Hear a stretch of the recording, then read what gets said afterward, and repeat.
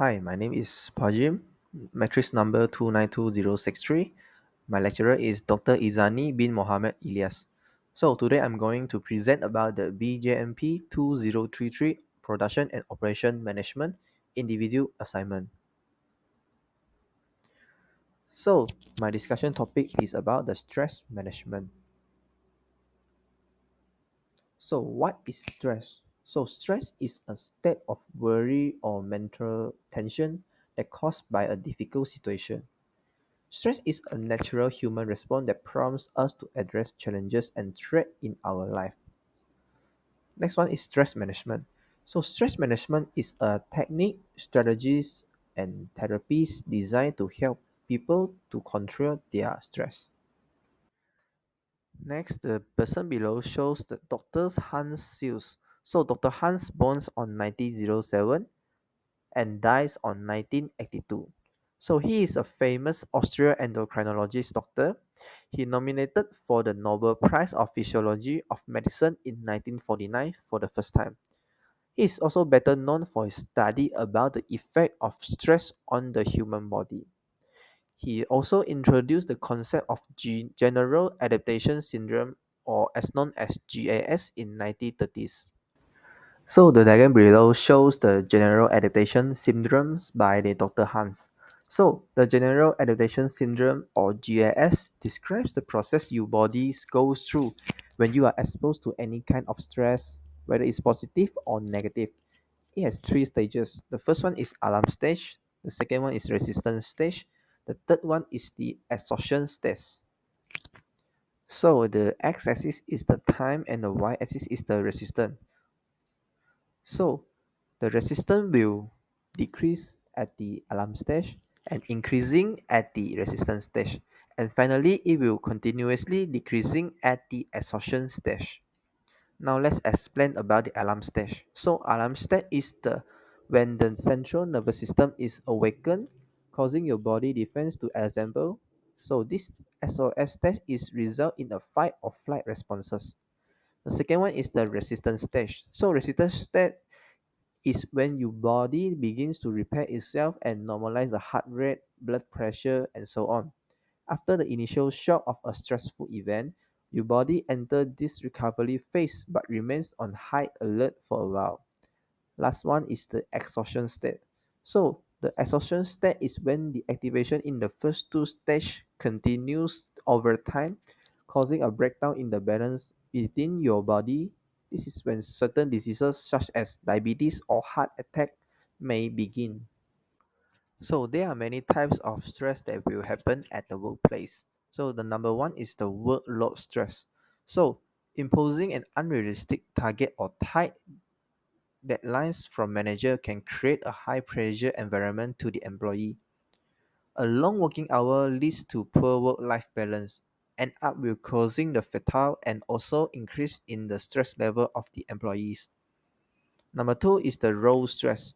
So role stress happens when unclear job responsibility in an organization that can cause the stress and confusions in the employees. A frequently change in job responsibility will also cause the employee doesn't know exactly what are the position in the company. Number three is the working environment.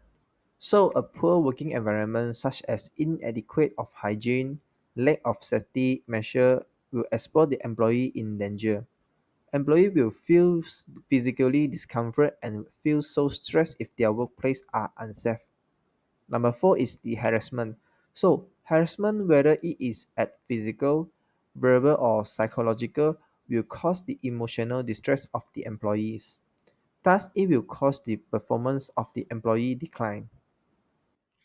Number five is the interpersonal stress. So the interpersonal stress happen when the employees having a conflict with their colleagues, superior or subordinate that will create a stressful working environment for them. Next, lack of effective communication or misunderstanding will also lead to tension and stress. The sixth is the organizational stress. So the organizational stress will happen because of the change in the leadership, restructuring, or organizational changes. The employee will feel fear of loss of their job and also feel uncertainty about their future. Number seven is technological stress. So technological stress will happen when there is rapid technology changes in the company, inadequate training on new technology, or technical difficulties that can contribute to the stress. So this technological stress normally will happens on the old age employee that cannot adapt the new technology in the company. Number eight is the lack of recognition. So lack of recognition is that when employee may feel stressed or upset when their effort and achievement will getting ignored by the company or appreciated by the manager. So what are the effects of stress to an employees? So number one is that the mental health challenges. So the employee with a chronic stress will link to other problems like mental health issue, for example like anxiety and also depression. Number two is that increased absenteeism.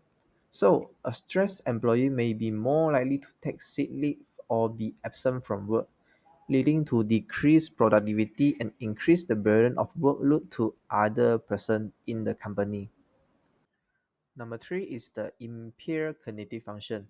So stress can negatively impact the cognitive function such as memory loss, losing the concentration, and also making the wrong decision in the company. Number four is the high turnover rates. So employee experiencing chronic stress may be more likely to leave their jobs, contributing to a high turnover rate and also increase the recruitment and training costs for the organization. Now I will explain how a manager of a company can help their employees to overcome the stress. So the number one is improving the working environment. So a manager of a company can provide a healthy and ergonomic workplace for the employees. The manager also need to address the issues like noise, hygiene, safety, and so on to create a pleasant working environment for the employees. Second one is training and development. So a manager can invest money in the employee development and training program to increase their skill and also their confidence. The training and development program can provide a medium for the employees to learn and grow. Number three is that the manager can offer a stress management program for their employees. A manager can offer a workshop or programs and invite the former manager or employees to share the tips about how they manage their stress. Number four is that flexible role arrangement. So the manager can practicing work at home for their employees when necessary. It is because some of the employees can be more focused in a home environment without distraction at the traditional working place. Conclusion.